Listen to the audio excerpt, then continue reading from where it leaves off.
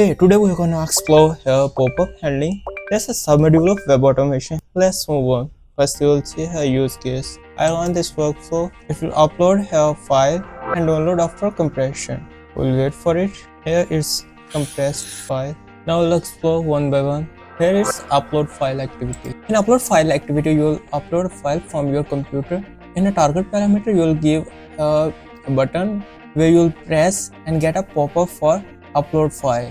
Like in my case, when I'll press this button, I'll get here pop-up for upload file. So I'll target this button and then give here path of file, download file. Download file is similar as a upload file, just a little bit difference. In download file, you will target here a button by which you will get your file.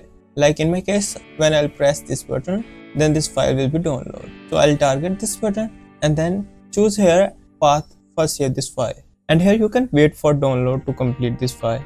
I run JavaScript. Actually, I was making here alert box. When it will appear, then this activity will accept this pop-up. Like if I'll press here, I run here JavaScript. As you know, here it's an alert box. If you want to accept it, then I'll need to click on OK.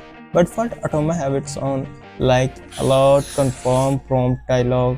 And even you can put here content. If your pop-up type is prompt, I'll show you where you will need to do it. Enter text. Here you can see pop-up with the required input value, where you can use here content which you want to put and press OK or cancel. It's depend upon you.